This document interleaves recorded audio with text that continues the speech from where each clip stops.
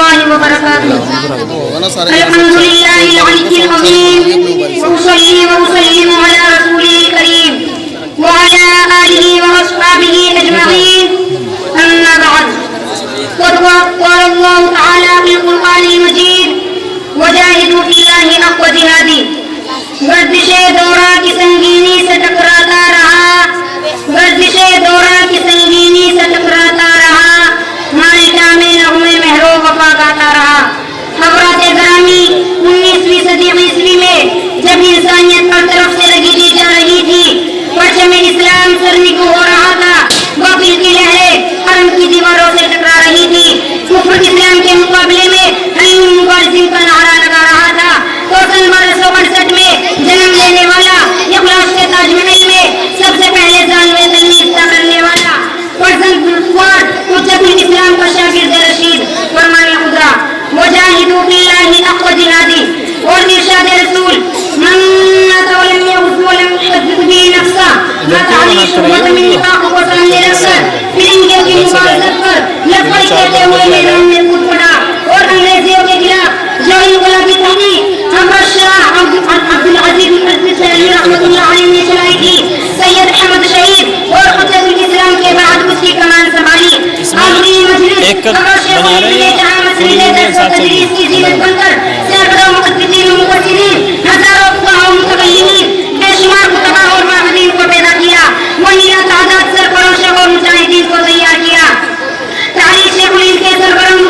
مولانا عبید اللہ سندھی ہجرت کابل کے بارے میں لکھتے ہیں کہ کابل جا کر مجھے معلوم ہوا کہ ہمارا شیخ الہند قدس سرما جس جماعت کے نمائندے تھے، اس کی 50 سالہ مدتوں کا حاصل میرے سامنے غیر منظم شکل میں تعمیر کے لیے تیار ہے. سامعین وقار 1857 کی ناکامی کے بعد بڑے بڑے علماء اور مشائخ چوکے نہ امید ہوش میں تھے، اس لیے ہمارا شیخ الہند نے استقلال وطن کے لیے اپنے تلامذہ اور متوسلین کو تیار کرنا شروع کیا اور میدان عمل میں قدم رکھنے سے پہلے ہی ان کے دلوں میں یہ بات راسخ کر دی کہ دارالعلوم فقط صرف و نحو، منطق و فلسفہ، تفسیر و حدیث اور فقہ و فقاہت کا مرکز نہیں، بلکہ یہ ادارہ غنیمت اور علمی عزم افراد کی تیاری اور 1857 کی ناکامی کی تلافی و تدارک کے لیے قائم کیا گیا ہے. سامعین مکرم، 1914 میں جنگ عظیم کے چھڑ جانے کے بعد ہمارا شیخ الہند نے اپنے مقاصد کو عملی جامہ پہنانے اور سرکاری قبائل کو منظم کرنے کے لیے مولانا سیف اللہ اور حاجی تنگسی کو یہ پیغام بھیجا کہ وہ مجاہدین کی کمان سنبھال کر انگریزوں کے خلاف میدان میں آ جائے. اس پیغام کا بھیجنا تھا کہ عشق میں فیصلہ ہوا قافلہ سخت جنگ انگریزیوں سے ٹکرا گیا اور لاشوں کے ریل لگا دیے، لیکن تسلیہ کی قلت اور انگریزوں کے فوج میں انہیں قبول کرنے کے لیے ان مجاہدین اسلام نے اپنے محبوب قائد شیخ الہند سے تشریف لانے کی درخواست کی، مگر چونکہ یہ وقت مگر شیخ الہند کے لیے بڑا نازک تھا، اس لیے اس مدبر وقت نے قیادت و سیادت کے لیے تحریک کے لوگوں کو سے واقف مولانا عبید اللہ سندھی کو روانہ کر کے خود تحصیلی مقصد کے لیے مجاہد کا رخ سے فرمایا.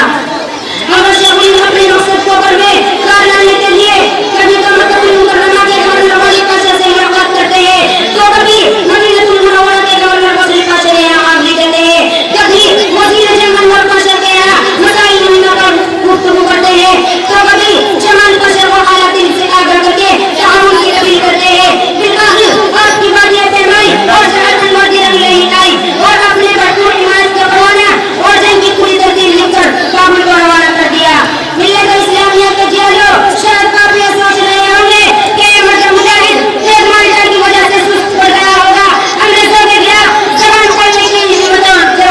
ہمت ختم ہو گئی ہوگی، انگریزوں سے ڈر کر ان کو چیلنج کرنا چھوڑ دیا ہوگا. نہیں، ہرگز نہیں، بلکہ مجاہد جلیل جب 5 جون سن 1920 کو ممبئی کے ساحل پر قدم رکھتا ہے تو شاہ عبدالرحیم کی زبانی انگریزی پالیسی کو سن کر شیر بکر کی طرح دہڑتے ہوئے اپنے احساسات و جذبات کا اظہار یوں کرتا ہے کہ جب تک میرے جسم میں روح باقی رہے گی میں انگریزوں کے خلاف لڑتا رہوں گا.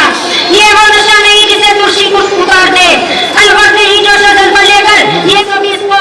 عالم پانی کی طرف کھینچ کر گیا اور چلتے جاتے دنیا کو ایک پیغام دے گیا کہ جہاں جہاں نظر قائد ہوئے لہو کے چراغ،